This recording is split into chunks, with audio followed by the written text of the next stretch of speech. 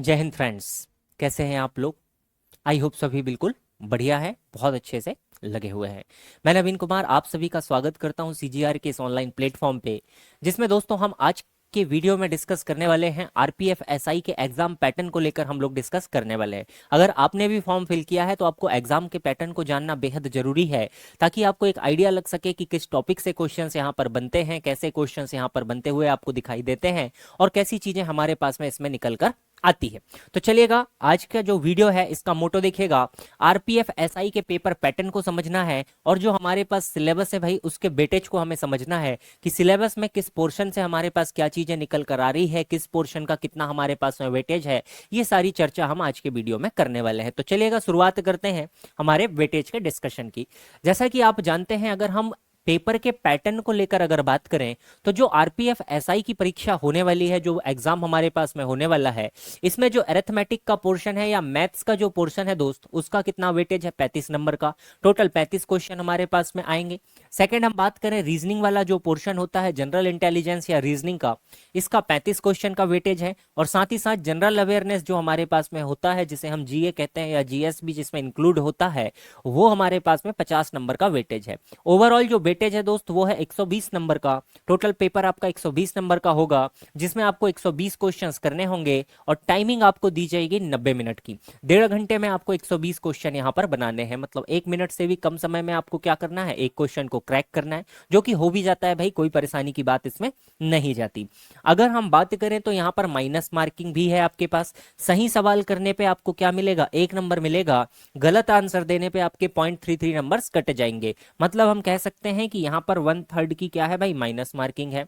मतलब 3 अगर सवाल आपने गलत किया तो आपका 1 नंबर या एक सही सवाल क्या होगा, कैंसिल आउट हो जाएगा। ये हमारे पास में माइनस मार्किंग का भी है सिस्टम इसमें, इसको भी हमें ध्यान में रखना है। अब देखिएगा, अगर हम सिलेबस को लेकर बात करते हैं तो देखिए यहाँ पर क्या क्या चीजें हमारे पास में निकल कर आती है।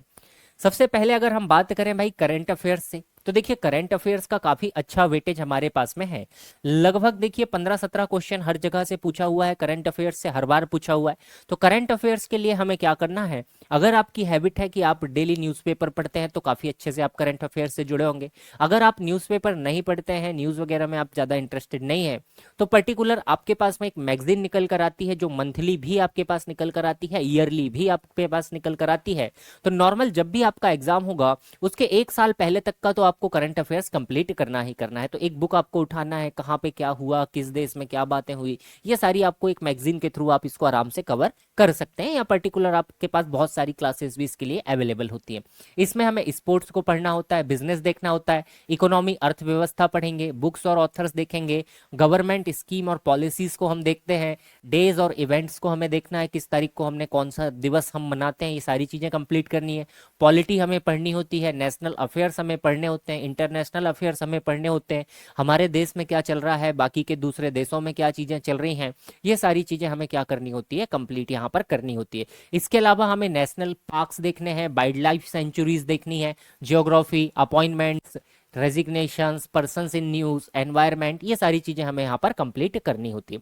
तो ये तो हो गया करंट वाला पोर्शन, जिससे हमारे पास 17 से 23 क्वेश्चन आते हैं, है ना भाई। नॉर्मल अगर हम बात करें तो 15 नंबर का वेटेज तो हम इसका मान सकते हैं कि 15 क्वेश्चन हमें करंट अफेयर से देखने के लिए मिलते हैं। सेकंड पोर्शन हमारे पास में निकल कर आता है जनरल नॉलेज का। जनरल नॉलेज में अगर हम बात करें तो हमारे पास यहाँ पर देखिएगा क्या क्या पोर्शन हमारे पास निकल कर आ जाता है। इंडियन फ्रीडम स्ट्रगल, है ना भाई, भारत की आजादी का जो हमारे पास में स्ट्रगल था वो आ जाएगा। Arts and culture, historical places, geography, general science, है ना, अप टू 10th लेवल की हमारे पास में विज्ञान भी यहाँ पर आ जाती है। Festival, language, dance and music, sports, award, capital, currency, Wars, battle, है ना जी, रिवर, कॉन्स्टिट्यूशन ऑफ इंडिया, ये सारी चीजें हमारे पास 13 से 15 नंबर का वेटेज यहाँ पर हमें दे जाती है।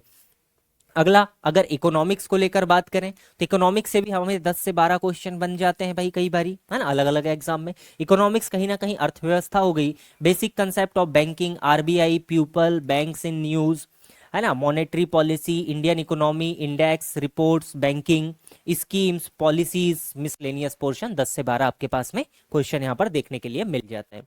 अगर हम मैथ्स को लेकर बात करें तो देखिए मैथ्स हमारे पास में 35 नंबर का वेटेज रखता है। सबसे बड़ा वेटेज जीएस का है, जनरल स्टडीज का है, जिससे 50 क्वेश्चन आने हैं। मैथ्स रीजनिंग से भी काफी अच्छे क्वेश्चंस आने हैं, 35-35 क्वेश्चन मैथ्स और रीजनिंग से हमारे निकल कर आते हैं। देखिए सिंप्लीफिकेशन से हमारे पास 5 से 7 क्वेश्चन आए हुए हैं भाई प्रीवियसली अगर हम बात करें तो। डेटा इंटरप्रिटेशन से 4 से 5 क्वेश्चन है। मैंसुरेशन क्षेत्र मिति से 3 से 4 क्वेश्चन या 3 से 5 क्वेश्चन। प्रॉफिट एंड लॉस 2 से 3 क्वेश्चन। एवरेज 2 से 3 क्वेश्चन। नंबर सिस्टम 2 से 3 क्वेश्चन। टाइम एंड वर्क 1 से 3 क्वेश्चन हमारे पास आता है। नंबर सीरीज से 0 से 2 क्वेश्चन।